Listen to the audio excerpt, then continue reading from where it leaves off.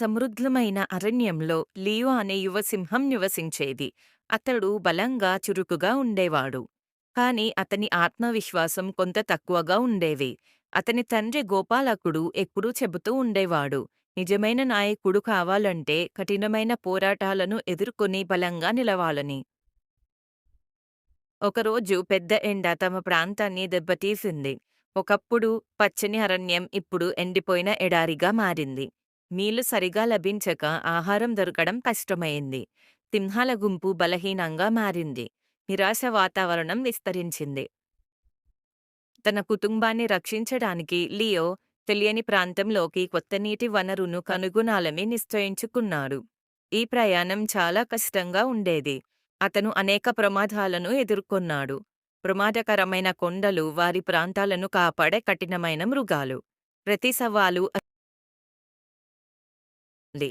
ఒక రాత్రి అలసిపోయి సమర్థించడానికి దగ్గరలో ఉన్న లియో ఒక పాత జ్ఞానవంతమైన తాబేలు అయిన టారోను కలుసుకున్నాడు. లియో యొక్క నిరాశను గమనించి టారో తన జ్ఞానాన్ని పంచుకున్నాడు.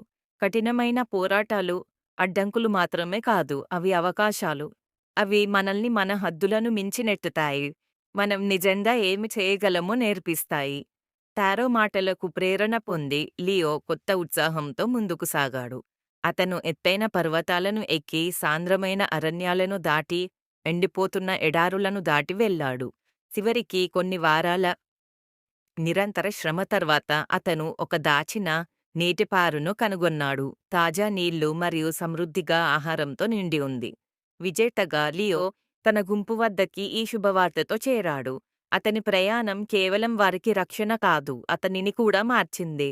అతను ఇకపై కేవలం యువసింహం కాదు, అతను కఠినమైన పోరాటాలను ఎదుర్కొని బలంగా నిలిచిన నాయకుడు.